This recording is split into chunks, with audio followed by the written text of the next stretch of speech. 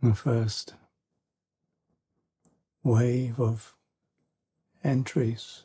Let's see how the afternoon, the evening, or the morning goes.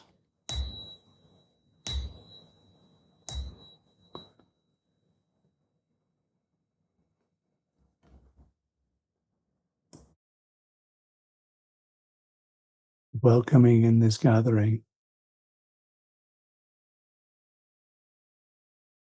a collecting of the energy of this moment.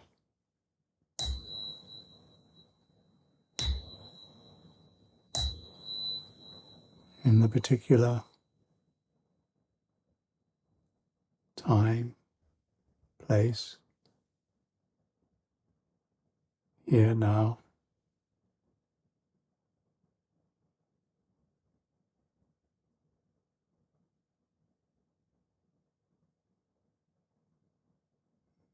Connecting through the body, which marks this time and space.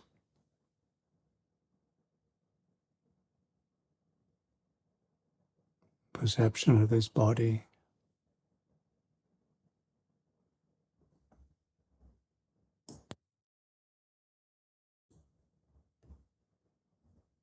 A sense of the weight, the posture, the position.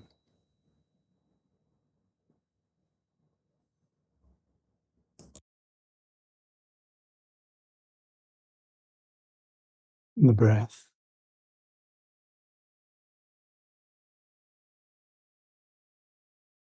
The receiving of this breath. Receiving of this moment.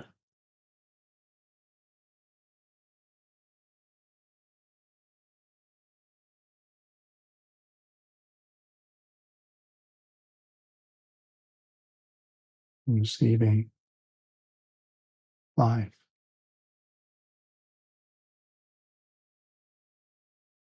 It's given.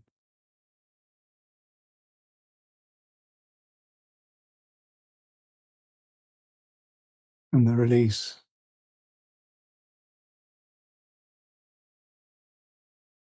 The release. The capacity to release.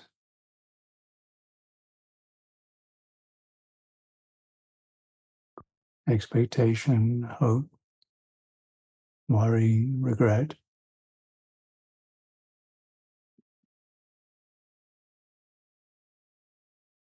Anticipation. And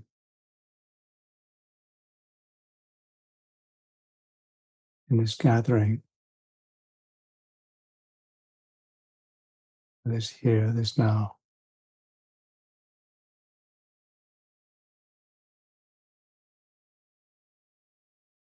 This time, this place.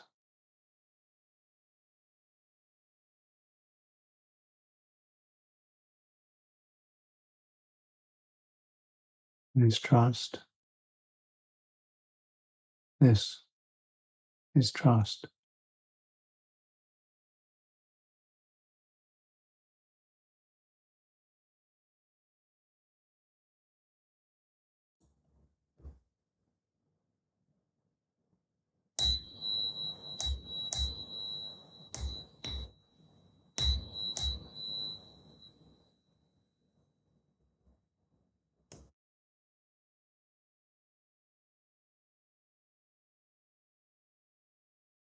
In this moment.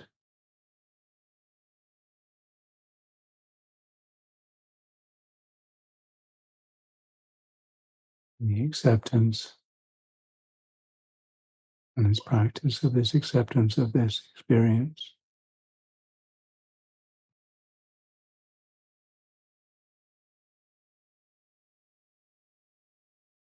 This interest, understanding, investigation, direct experience.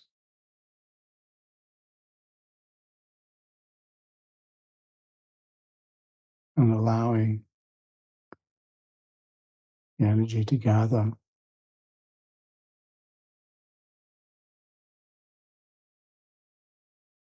collect and recollect, reconnect these suggestions.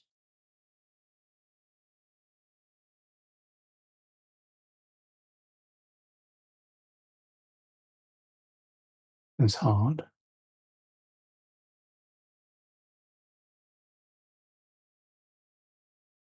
It's knowing.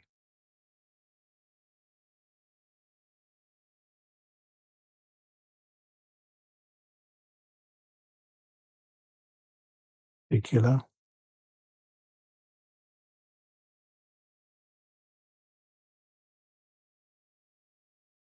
And knowing itself is common,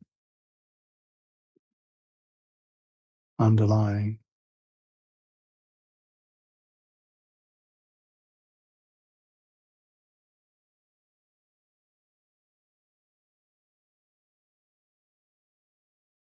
It's allowing of presence.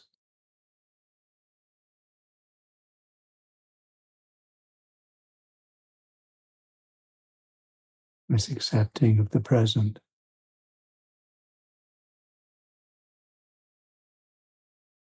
The gift of life.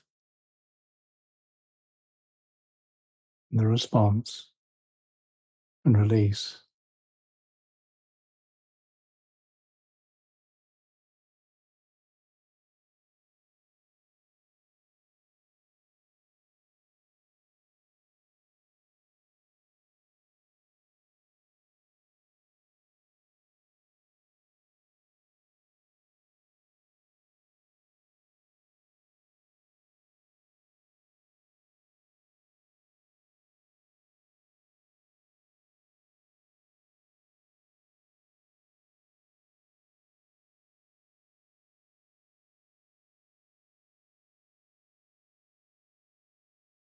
In this moment.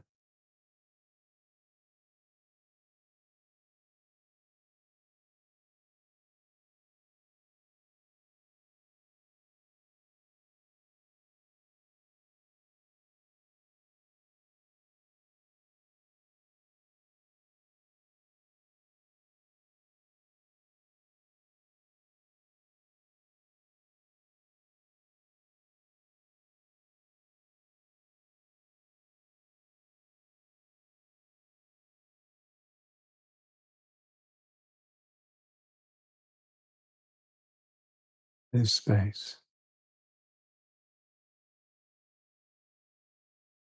This time. This now. This here. This place. This presence.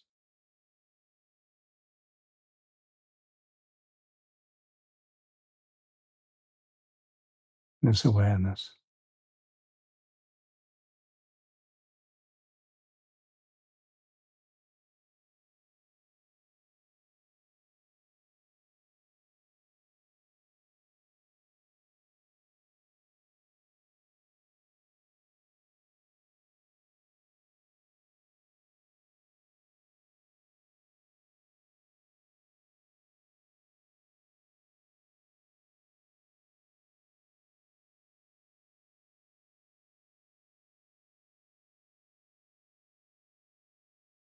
This sensitivity.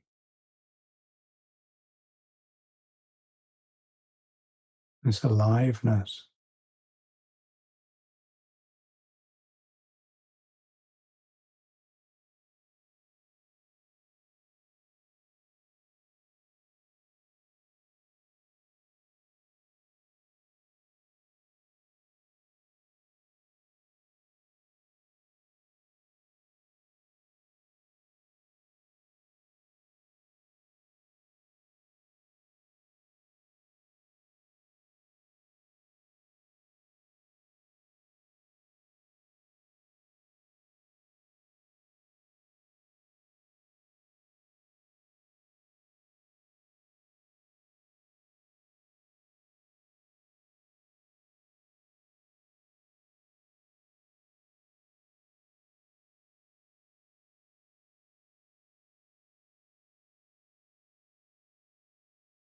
this mystery of life.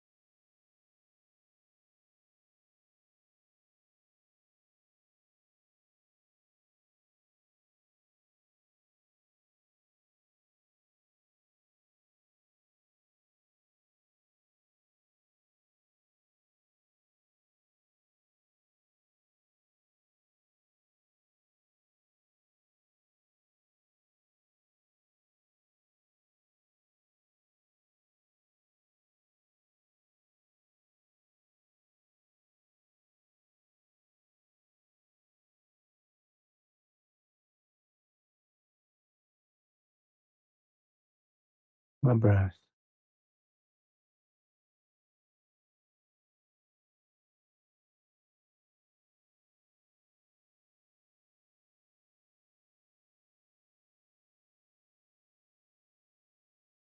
Received, released.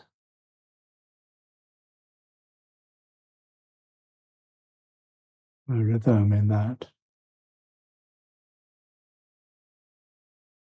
moment of giving and receiving, gift of attention in the receiving,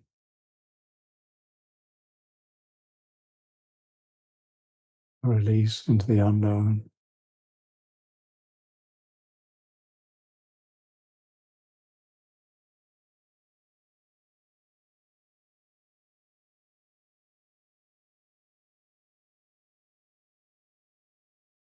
Experience received is like this.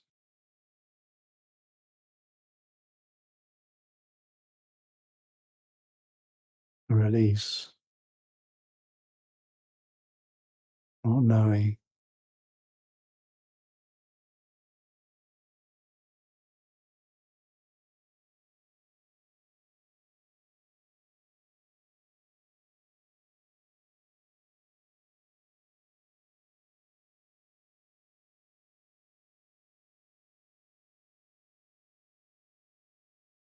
This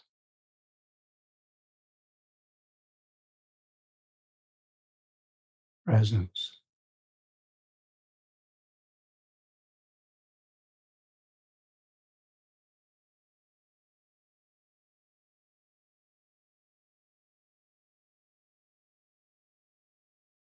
Active,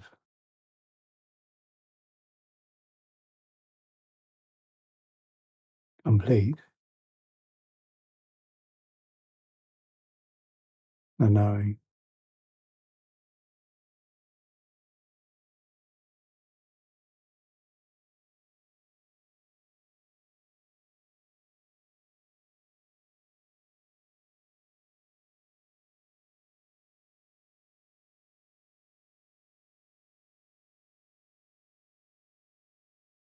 The gathering in this welcoming time and space.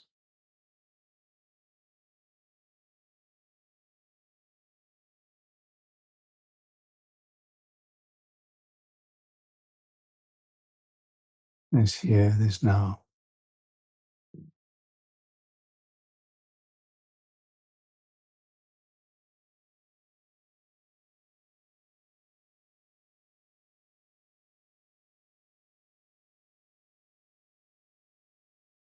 Complete.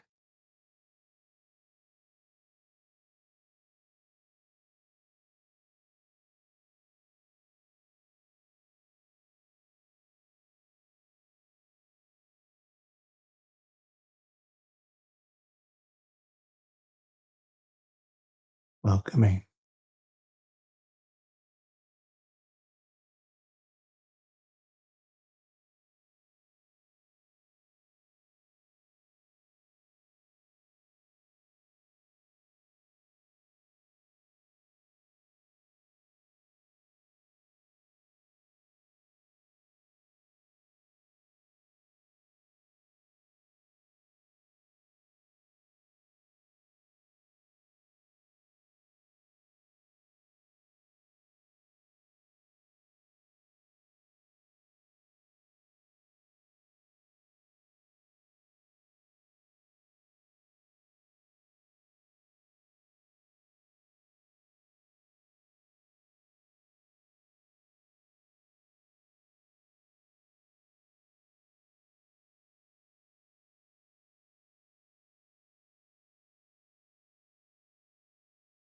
and direct knowing.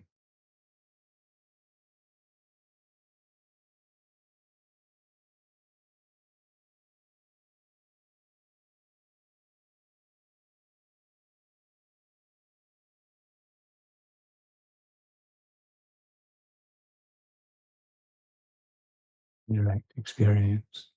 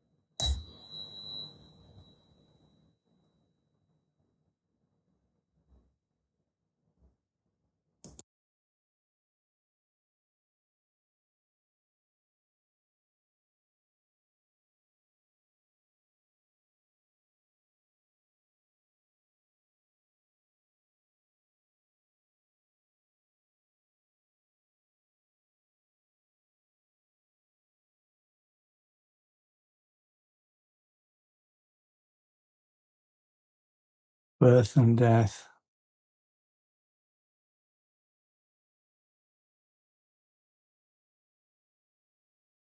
Now every separation is a death. Every separation is a birth.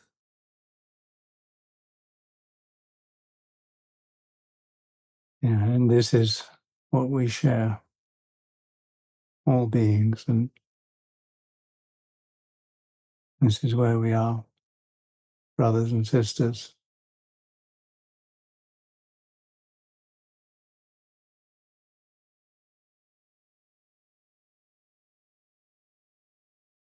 Somebody was asking about suicide,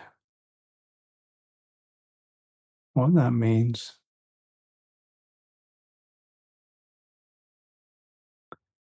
What life and taking life means. And it's a sort of heavy subject, and it comes up, and responses to it, and any taking of life is not encouraged because the sensitivity that is life, which is receiving experience through the senses, which are necessarily limited, because senses are themselves limitations. There's only so much that a senses. And we talk about the eyes, ears, nose, tongue, body, and mind. But there are senses and senses and senses, like sense of balance and sense of position of postures and different experiences of sense. The five senses are the ones we can directly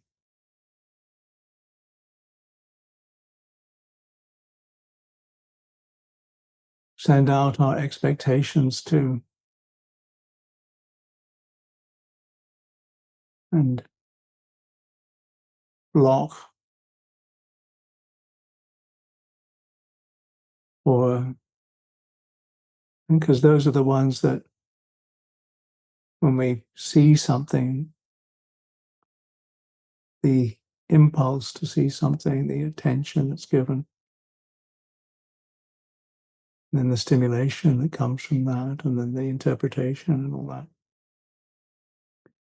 And so in the third sermon, it's got the eye is burning burning with the fire of greed, burning with the fire of hatred, burning with the fire of delusion.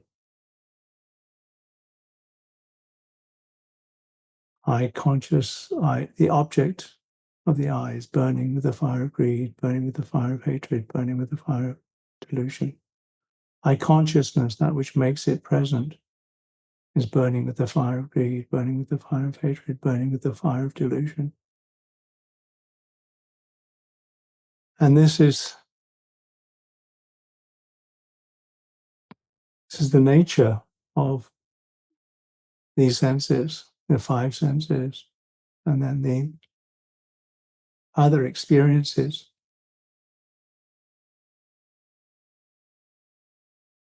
of sense of balance, sense of relationship of parts of the body to other parts of the body. Is and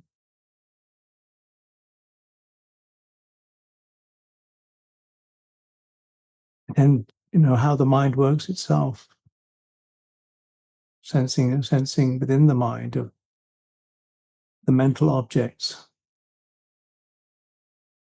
and the mind consciousness that is where it all complicates.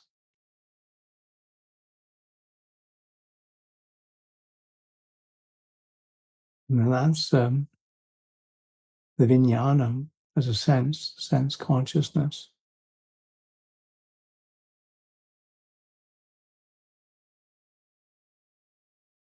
Now this is our experience, and in that there's a birth and a death in each moment, and suicide is like a deliberate shutting down or a deliberate negation of that. And it comes from a delusion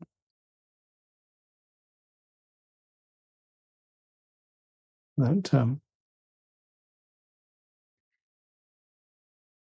it's somehow killing something, somehow make the impulses that allowed that form to arise to somehow end. Now, so for most of us, I would never recommend suicide. So, and I can't recommend it to anybody killing anything, really. And particularly not humans. As a monk, I have a responsibility that allows me to continue to practice as a monk, is the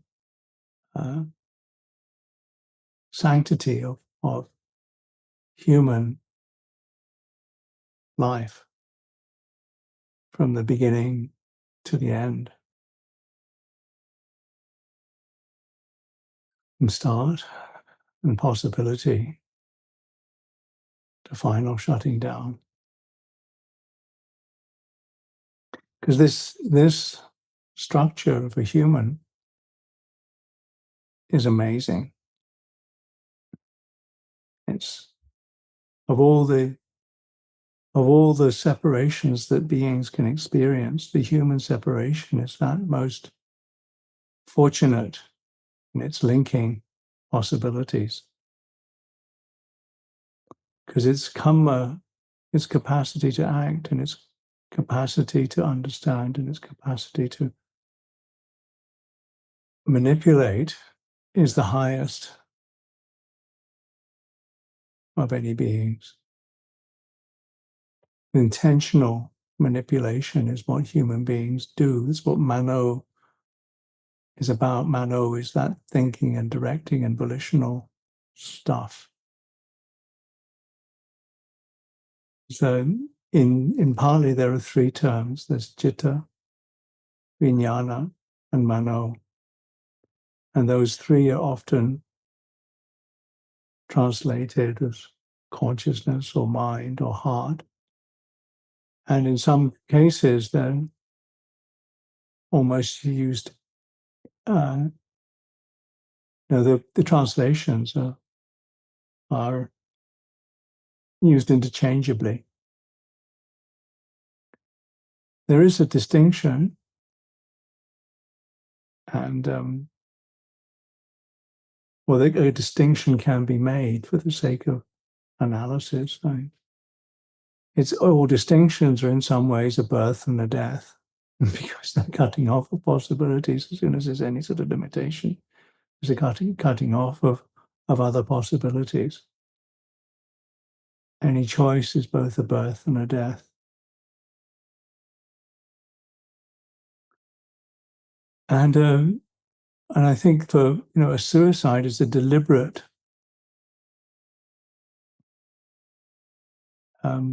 desensitization, so taking of life, and life is sensitivity and response.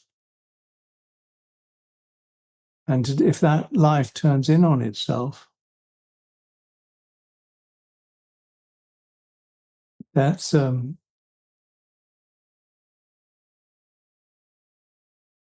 sadness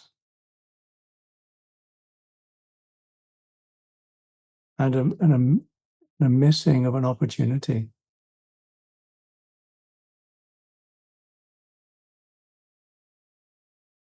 So I don't ever recommend suicide. And the sense of helplessness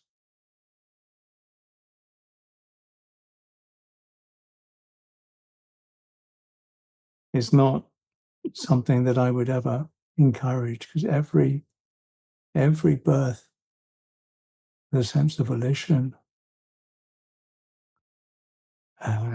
is an opportunity for liberation. Every human birth is an opportunity for liberation. Every response is an opportunity for nobility and worthwhileness, an understanding of the sense of this is what death is, this is what association with the disliked is, this is what separation from the light is, this is what not getting what one wants is. This is something to be understood, and in that it gives nobility and value to this moment.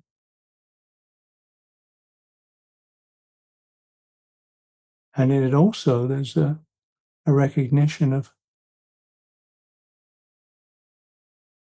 it's not supposed to be any other way. How it is how it is.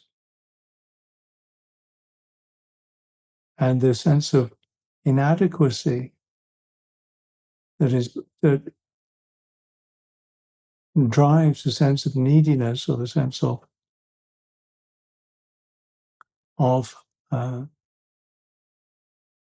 wishing to control, and that makes just more stress and problems. The nobility is to practice understanding dukkha, not causing more, and realizing where it ends. And dukkha doesn't end with death. Dukkha ends in the unconditioned. And the access to that is the noticing of that which is peaceful, and the noticing of the noticing itself, which is not born and does not die, doesn't separate. Think about vijnana. Vijnana is that which joins and separates. And vijnana anidasana is the underlying possibility for allowing things to be present. It's what allows, it's the element of, or the aspect, or the whole way of classifying things that allows things to be present. Vijnana is what makes things, sense consciousness is what makes things present and gives a sense of this and that. But the fact that there is consciousness at all allows there to be even this and that.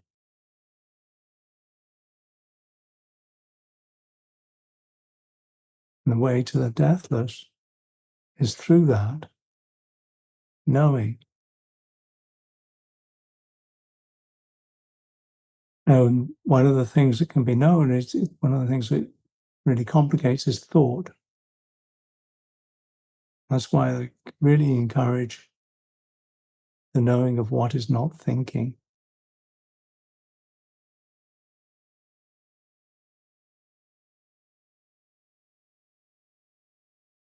The knowing of what is not thinking.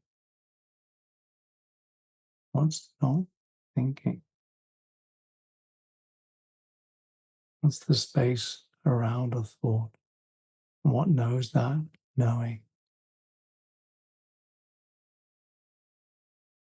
What allows the presence to be present? What is the presence?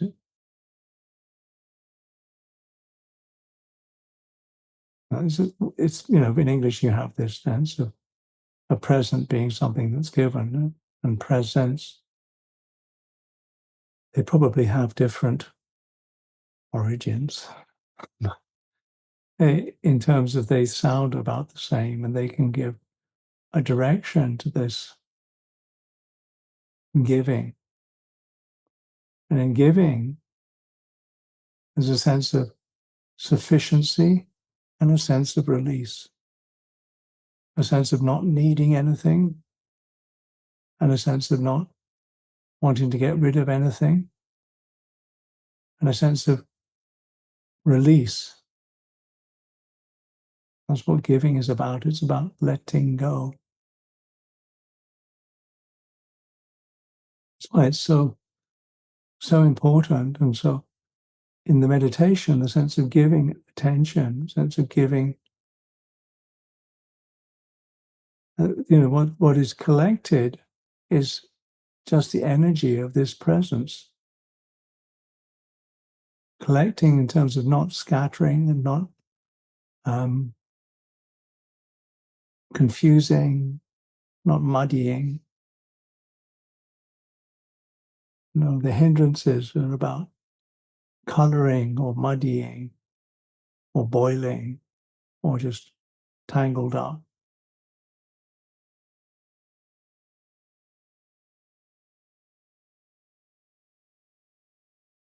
Not knowing.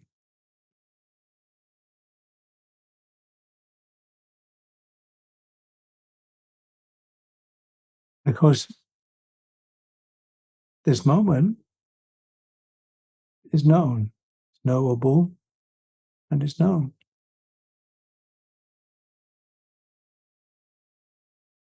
And the way that the why that we do that is because we really wish to understand. And one of the things that can really leads to that understanding is recognizing what we don't know. The knowing of what we don't know is the start. Because not knowing what we don't know is actually what ignorance is. But knowing that we don't know, and that knowing has, separate conscious knowing always has limitation, but knowing itself, the fact of knowing is not limited. But sense consciousness is always limiting. Always both a birth and death. And somehow wanting to get rid of that, or suicide,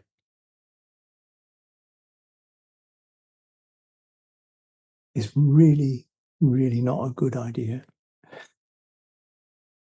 Because the only way we're going to, the route to liberation is through knowing. Now, there's what people go round to is there's a couple of cases where the Buddha was commenting after the fact. And certainly after the fact of a suicide, to respond to a suicide that is known, compassionate way to respond to that. I've not been around a lot of suicides, but I was actually called away and had to move the body of somebody who had committed suicide. And in talking to people, it's clear that if somebody really wants to do it, there's very, very little that one can do about it. Another person can do about it. But it's still bound up with sadness, with blame. And it's not wrong that those are there. And a sense of it's not wrong even that there's a sense of inadequacy, because that's the way that it is, and we have to give to that inadequacy. I couldn't cope. I did not know why that person, I did not know why that person was in such a state that they needed to commit suicide, or they felt that they had to commit suicide.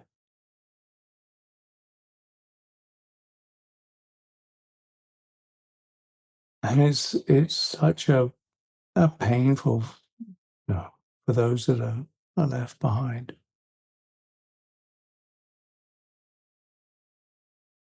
In that. But there are a couple of cases where the Lord Buddha, commenting after the fact, said that act was blameless. Now, I am not the Lord Buddha, so I don't have access to that. But I also don't wish to even blame those that do commit suicide, because there's difficulty enough what they have to cope with. It's understandable, but it's never to be recommended. Certainly for monks to recommend suicide or euthanasia or abortion or something is not something that we can do with the intention of actually that being acted upon. Because if we do with that intention and somebody does act upon it, then we're not monks. That's basically the rule.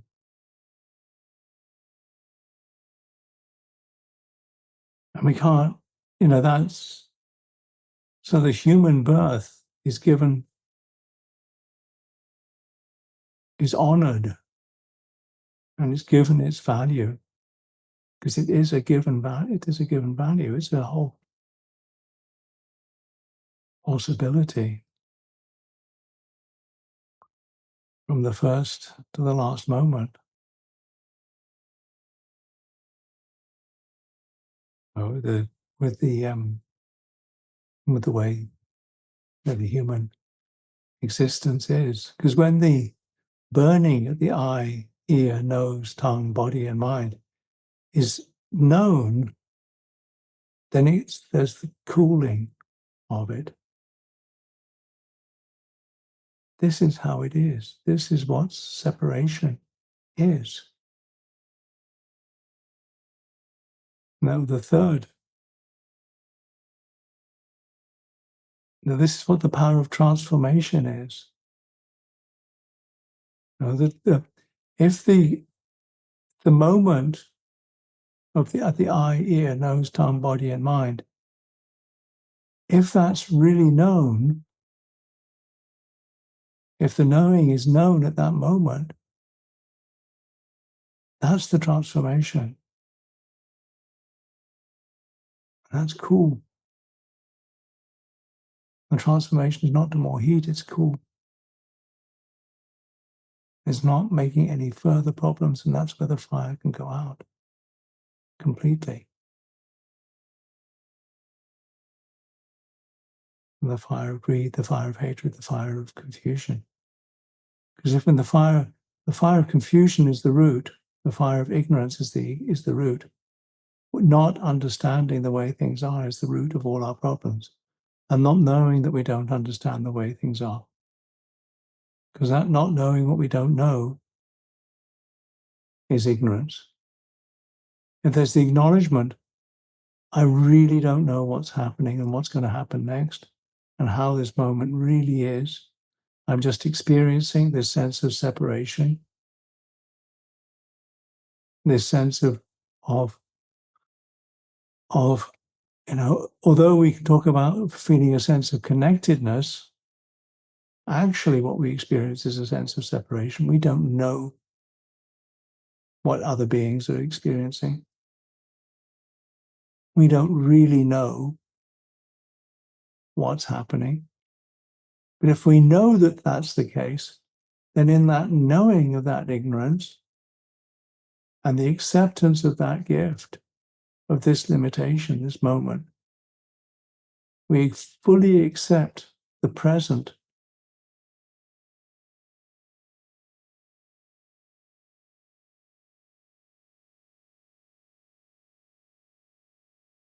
The thought and the not thought, the sound and the silence, the joining and the separation, understanding dukkha, and that we're all brothers and sisters in this. And the gift of attention that we can give to this being, the gift of this knowing, and the gift to others, and the recognition that what we really do wish for all beings is that they be completely free from all ignorance, because that would make our life so much easier. We actually wish that everybody, every being, could be free. And beings have wished this of all beings and have offered the opportunity for it, have offered the time and the space, the structures to allow beings to suffer less now and in the future. And that's a structure, it's come together. It will fall apart. But the intention to understand and the intention to offer the opportunity to understand is given every moment. The Dhamma is given every moment because it's outside of time and space. It's eternal and it's present in this moment. And it's encouraging and beautiful. And it leads to a sense of peace and release and generosity. And it's realizable, each wise person for themselves. It is not a different truth. The Dhamma is not different from everybody. The Dhamma is just this much. It's not different. The truth is the truth.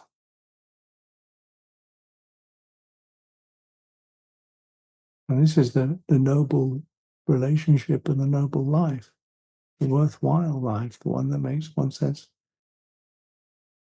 it's done. This is what all this was for. I like to ask 4-year-olds, what are you for? For English people, that makes some sense. I don't know whether it makes any sense in other languages, but again, like presence and presence, the present of the present, for something and the number 4. What's it for?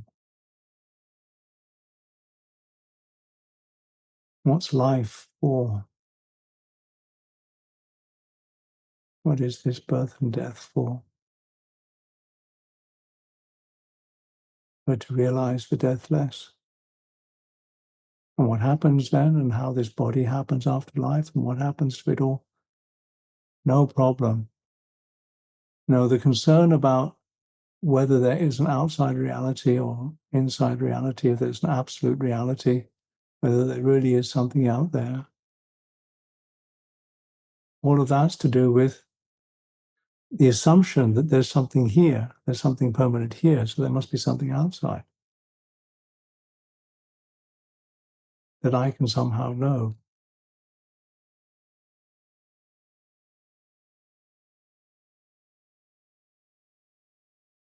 If this is not actually something that's permanent and can, you can't find a something in that here that's somehow not subject to death,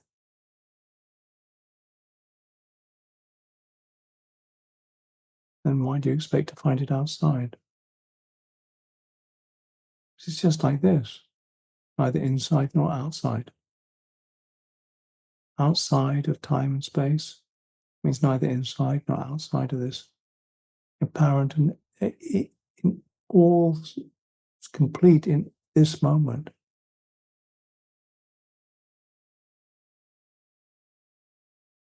So I offer this in the sincere encouragement not to commit suicide. And don't get born again. You won't have to die again. You want to know how not to die? Don't get born. Don't take the sense of personally. Thank you all. And if you have questions, please type them in.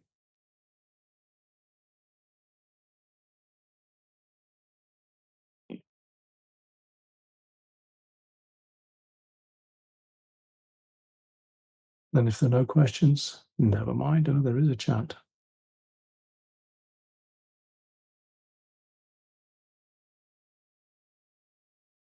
Sense of gratitude. Gratitude is mudita. You say thank you, you are checking into mudita. It is a sense of appreciation.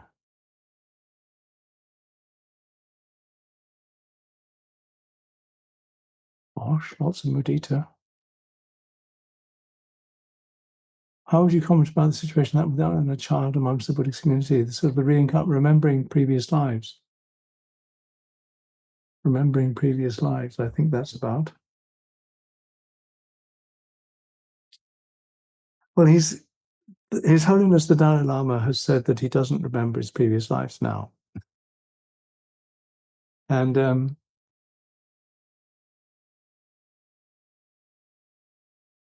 what you can do is be very clear when you wake up, having gone to sleep. Because now, if you want to know the closest you ever get to death, notice when you go to sleep. Now, that's the closest you get to death. Oh, he showed a tongue to a child. That's a whole business. Inesh, that's a particular Tibetan cultural thing, I believe. I'm not sure. And I don't try to explain it, and luckily I don't have to. I am not responsible for the Dalai Lama. He's not responsible for me. But I wish him well, and he wishes all beings well, so that's good. But the what you can do is practice as you go to sleep, deciding on what your first thought is when you wake up. And when you do go to sleep, to actually go to sleep with a sense of attention, a sense of allowing the body to rest, And then whether it sleeps or not is not so important, but you can give that sort of intention to the rest, and this sort of intention of the waking up will be as clear as possible, and this will be my first thought. You can practice so that your first thought is something.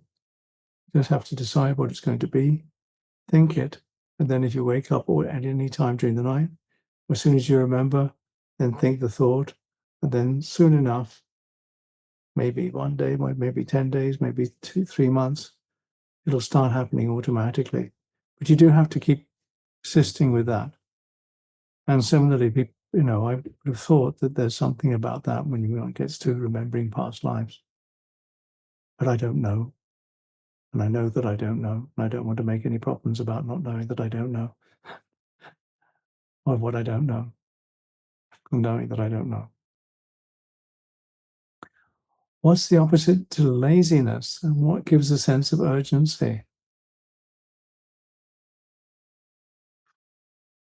It's actually quite difficult is laziness, I think, because there's a sense of, but it's also interesting to know when there's no laziness, what what what inspires you to keep going, what actually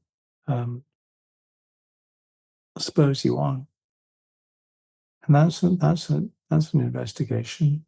They say one of the things is to actually recognize on the shortness of life that you've only got so much time in which to work. A sense of gratitude for what you have received, and a sense of wishing to use your time wisely out of gratitude to what you have received as support. That might help, but you'll have to figure that out.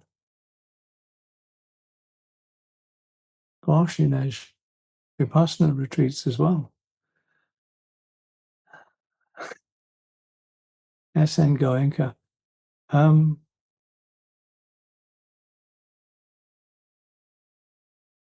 I think with almost anything, you have to figure out the origin, the properties, the benefit that you can get from it, the danger of it, and how to relate to it so you get the benefit and don't get caught in the danger. And the so-called Vipassana retreats have that. Like all things, I personally don't tend to recommend them. My own experience is not with the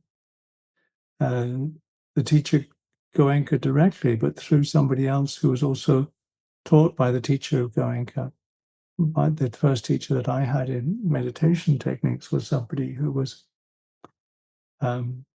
taught by U Ba and he was a very reluctant teacher, a person called John Coleman, and I have a lot of affection for him and gratitude to him. He's since died. I don't actually trust so much the current way that all the Goenka centers work. I think some are probably better than others. Some are better than others. Some are better set up than others. I don't think it's a suitable structure for many people, but some people do benefit from it. There is some goodness from it, but I think part of it nowadays is ill prepared and ill supported. There are much better supported retreat centers and retreats that have much more support, and some are free and some you have to pay for. If you have to pay for the teachings, then it's probably not in some way suitable, but also sometimes the dana is very aggressive. The requests for dana and support can be very aggressive. So sometimes it's clearer if the payment is just this much, and sometimes you must give dana can almost be more aggressive than a payment. So different places, different skills.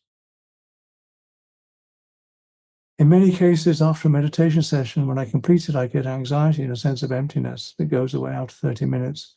Sometimes during meditation, I get acute anxiety when refocusing my thoughts on the breath. Is there anything I can do to understand this reason? Yes. Yes, yes, yes. First of all, understand that it's something that happens. Ask yourself, what's happening? There are different ways of using the breath as a aid to mindfulness. You're probably not using the way that you're giving attention on the breath is not skillful insofar as it's producing a sense of anxiety and a sense of emptiness. And that you're asking a question about is there anything I can do to understand the reason? Well, the first thing you're doing is asking the question. So you are already acting on this. So saying, is there anything I can do? Yes, you can keep asking the question. You can shift how you play with the breath. Rather than thinking, I have to concentrate on the breath. For some people, the breath's not a very suitable object, but for most people it is. There are different ways of there's a guided breath meditation that's offered on the website somewhere, sumedharama.pt. It's 20 minutes or 40 minutes, which is guided breath meditation. Which other retreats would you recommend that run on donations? cannot really recommend very much. The retreats that I tend to go to, as you know, the monks don't get paid, so that's fair enough. But the actual places need to be hired, so there's a charge for those, and there are ways of doing that. So 6 of one and half a dozen. I don't really know. Some teachers run just donations, and some don't. Ask and it will be given. Well, and who would you ask? The Buddha, God, Jesus, life, universe, energy, light? Well, how do you know that everything that's not needed is being offered right now? When the pupil is ready, the guru will appear. This is something you hear. And that means just that the guru is actually always there. So the Dhamma is always present. So if you say you're asking, rather than asking for something, just receive what's already here and now. And rest in a sense of completeness of here and now. Now, if you're coming from a sense of inadequacy, then what you're feeding is a sense of inadequacy. If there's a sense I need to do something, then that comes, what you're acting out on is a sense of inadequacy. If you're coming from a sense of I can investigate, I can do this, I can aspire to generate causes that are less suffering for myself and others, then you're coming from a sense of completeness and a sense of contentment. If you're trying to get happy from a sense of discontent, then what you'll keep feeding is a sense of discontent. You have to work from where you are, and if it's uncomfortable and difficult, that's where you have to begin. But you can begin, if you're a human, from where you are, and you can realize liberation. That's the first thing. It's the first thing as a practice to recognize that it is possible. There are things that I can learn.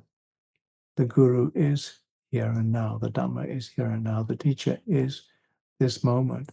You don't really have to look beyond this time, this place, because everything is teaching you. Always. Outside of time and space. I have another question, but it got drowned somewhere in those chatty questions. Besides offering Sanghadana and cultivating bhavana, what else can we do for our deceased relatives on their funeral? Somebody died? You can, all beings have been your mother and father. So that's good enough. So any offering that you make of your time, space, or meditation practice, or the precepts, all of that can be dedicated for all your relatives that have supported you throughout many lifetimes. So you can share it with all beings. So practicing, cultivating bhavana, what else can we do for our deceased relatives on their funeral? Nothing much, really. I think there are some rituals that people go through for it all. But the main thing is to cultivate bhavana, dana, sila, and bhavana. Sila, you can offer sila. You can offer your sense of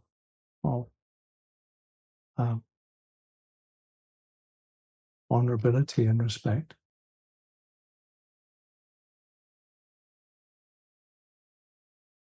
Is there any practice to uproot deeply rooted negative and limiting beliefs? Metta. Metta is the unlimited thing. Metta is a sense of not dwelling in aversion. Don't dwell in aversion. It's the practice of samasankappa. Samasankappa is not indulging, not harming, and not dwelling in hatred.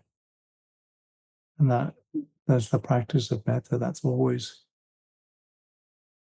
possible. And it's always helpful. Well, upekkha is always possible, but metta is like the first response to the situation, which is not rejecting deep-rooted negativity. Gosh, should we concentrate on breath, anapana, or the words of metta forgiveness, and where should we focus attention on practicing? Well, the sense of metta is not dwelling in aversion. So the sense of, and then you do have that practice of breathing in. I wish myself well, breathing out, wishing others well. And then you've got a lot of forwards and backwards that you can do with that, or different ways of doing it. But and you can do it with your breath or without your breath. It's not so important. I think this is getting a bit one after the other, these questions. Practicing metta should, you don't, if you practice metta, you practice with the breath. It's not, the thing is not to dwell in aversion. And if you practice just the sense of knowing here and now, that is already practicing all the four Brahmas of Viharas. They're the natural expression of a heart free from ignorance. And free from ignorance means knowing really that you don't know. And that's a really big practice of being free from ignorance, knowing the limitation, and that's good enough. Asking the questions is good enough, because there's a sense of knowing that I don't know. There's limitation.